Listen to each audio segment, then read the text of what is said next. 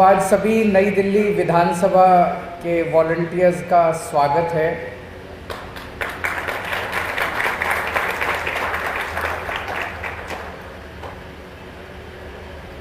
आज अभी नवरात्रे चल रहे हैं। आज कल परसों तीनों दिन मैं विधानसभा में कई सारी रामलीलाओं में, दुर्गा पूजा में, कई सारे त्योहारों में शरीक होऊंगा आप लोगों के साथ। आप सबको सभी त्योहारों की बहुत बहुत शुभकामनाएं। दशहरे की शुभकामनाएं, दिवाली की शुभकामनाएं, दुर्गा पूजा की, काली पूजा की, छठ की, सभी त्योहारों की बहुत बहुत शुभकामनाएं। बहुत बहुत बधाई आप सब लोगों को। एक चीज़ तो मैं आप सब लोगों की तारीफ़ करना चाहता हूं, क्योंकि मैं जब भी अपनी विधानसभा में कहीं भी जाता हूं, किसी भी कॉलोनी में चले जाओ, कहीं भी चले जाओ, लोग अपनी सरकार की तो तारीफ़ करते ही करते हैं कि दिल्ली सरकार अच्छा काम कर रही है। अपने वॉलंटियर्स की बहुत तारीफ़ करते हैं। आप सबकी बहुत तारीफ़ करते हैं कि आपके वॉलंटियर्स बहुत अच्छे हैं। हमारे जितने वॉलंटियर्स हैं, आप लोग हैं, हम लोग किसी पॉलिटिकल बैकग्राउंड से नहीं आते। हमारी पार्टी भी पॉलिटिकल बैकग्राउंड वाले लोगों की पार्टी नहीं है। मैं भी पॉलिटिकल बैकग्राउंड से नहीं आते। मनीष जी, सतेंद्र जैन जी, आतिशी, सौरभ भारद्वाज, सब ऑर्डिनरी लोग थे, आम लोग थे। हम आम लोगों ने मिलके पार्टी बनाई। उसी तरह से अपने वॉलंटियर्स हैं, आम बैकग्राउंड से आते हैं। जो नॉर्मल पार्टियां, दूसरी पार्टियां हैं, अक्सर उनके लोग काम वाम तो करते नहीं है, गुंडागर्दी करते हैं अपने इलाके के अंदर, गाली गलौज करते हैं, धौंस जमाते हैं, यही करते हैं ना दूसरी पार्टियों के लोग। तो लोग उनको पसंद नहीं करते। अपनी पार्टी वालों को लोग पसंद करते हैं। अपनी पार्टी वाले सारे शरीफ नज़र आते हैं। अगर कोई शरीफ है तो समझ जाओ आम आदमी पार्टी का है। ये एक उसकी पहचान है। तो आप सब लोगों को मैं बधाई देना चाहता हूँ। आप सब लोग बहुत मेहनत कर रहे हैं, बहुत सेवा कर रहे हैं अपने अपने इलाके में लोगों की।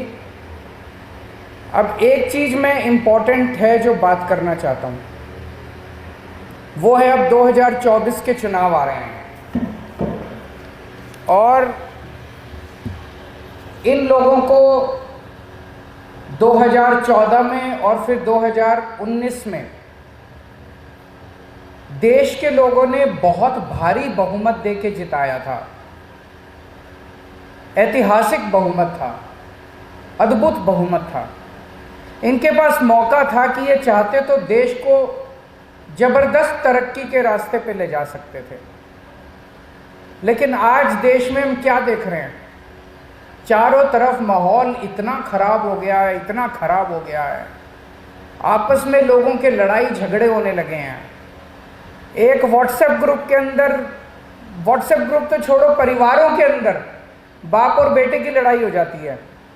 भाई, आप कोई भी आदमी किसी भी पार्टी का हो, लेकिन इतना ज़बरदस्त समाज के अंदर पोलराइजेशन कभी नहीं देखा गया था। गलत तो नहीं कह रहा मैं?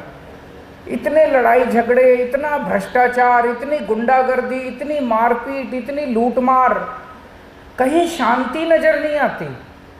और अगर शांति नहीं होगी तो देश तरक्की नहीं कर सकता।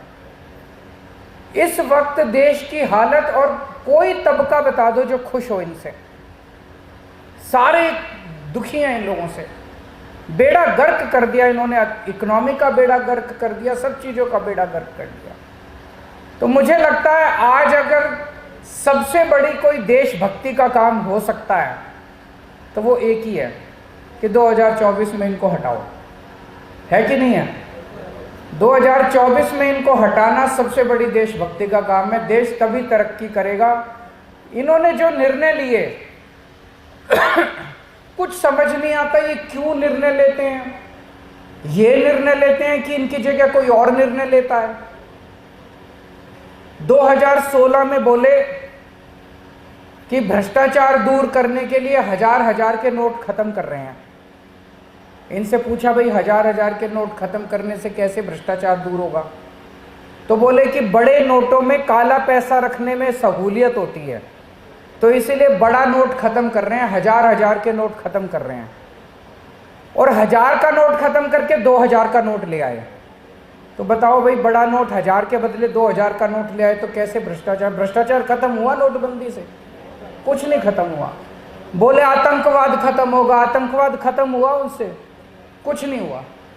तो ऐसा लगता है उस टाइम बड़ी अफवाहें चली थी जब 2016 के अंदर नोटबंदी हुई थी कि बहुत जबरदस्त भ्रष्टाचार हो रहा है, 30-30% में नोट बदले जा रहे हैं, बड़े बड़े आम जनता तो लाइनों में लगी है, लेकिन बड़े बड़े लोगों के पीछे दरवाजे से नोट बदले जा रहे हैं, जितने करोड़ों रुपए दे दो लेकिन 30% में नोट बदले जा रहे हैं, 30% कमीशन ले रहे हैं ये लोग। उसके बाद ये 2000 का नोट ले आए। अभी 7 साल भी नहीं हुए, अब इन्होंने 2000 का नोट बंद कर दिया। अब ये समझ नहीं आता 7 साल बाद ही 2000 का नोट फिर लाए क्यों थे? इस तरह से नोटबंदी किसी दुनिया के किसी देश में नहीं देखी गई कि अब तुमने 2000 का नोट बंद कर दिया। क्यों कर दिया? बताते ही नहीं है, बोलते ही नहीं है। जनता तो जैसे मतलब भेड़ बकरी बंदर है इनके लिए जनता तो कुछ समझ नहीं आ रहा। नोटबंदी से उस 2016 में जो नोटबंदी हुई, इस एक नोटबंदी से देश की अर्थव्यवस्था कम से कम 10 साल पिछड़ गई। लोगों के काम धंधे बंद हो गए, फैक्ट्रियां बंद हो गई, बड़ी बड़ी दुकानें बंद हो गई, व्यापार बंद हो गए। अर्थव्यवस्था कम से कम 7-8 साल पीछे चली गई, 10 साल पीछे चली गई। पूरे देश के अंदर देख लो, आज व्यापारी इतना दुखी है, इतना दुखी है। सब कहते हैं जी पहले व्यापार ठीक चला करता था, अब तो व्यापार का भट्ठा बैठ गया। पहले नोटबंदी कर दी, फिर ये जीएसटी ले आए। जीएसटी इतना कॉम्प्लिकेटेड है, इतना किसी की समझ में नहीं आता। बस चार्टर्ड अकाउंटेंट को पैसे देते रहो, चार्टर्ड अकाउंटेंट को पैसे देते रहो, और कुछ नहीं है, इसके अलावा कुछ नहीं है। किसी की समझ में नहीं आता। किसी को भी पकड़ के, सारे व्यापारियों के पीछे, बड़े बड़े इंडस्ट्रियलिस्ट के पीछे, किसी के पीछे ईडी लगा रखी है, किसी के पीछे सीबीआई लगा रखी है, किसी के पीछे कुछ लगा रखी है। 12 लाख ये रिकॉर्ड है। पिछले कुछ सालों में 12 लाख इंडिया के टॉप के इंडस्ट्रियलिस्ट्स और टॉप के व्यापारी भारत की सदस्यता छोड़ के दूसरे देशों में चले गए। उन्होंने वहां की नागरिकता ले ली है। ये छोटी बात नहीं है। एक तरफ हम कहते हैं कि हमें फॉरेन इन्वेस्टमेंट चाहिए, फॉरेन इन्वेस्टमेंट चाहिए, और हमारे देश की इन्वेस्टमेंट, अगर हमारे देश के इंडस्ट्रियलिस्ट हमारा देश छोड़ छोड़ के चले जाएंगे तो इंडिया में इंडस्ट्री कौन लगाएगा? इंडिया में व्यापार कौन खोलेगा? नौकरियां कैसे पैदा होंगी? इन्होंने कहा था 2 करोड़ नौकरियां 1 साल में देंगे, वो तो छोड़ो।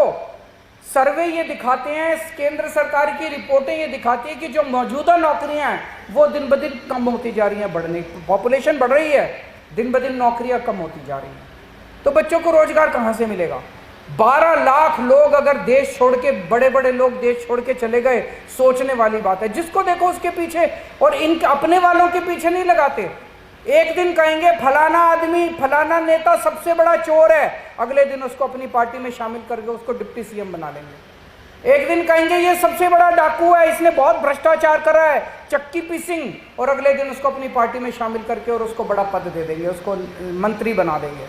ये क्या नौटंकी मचा रखी है इन लोगों ने।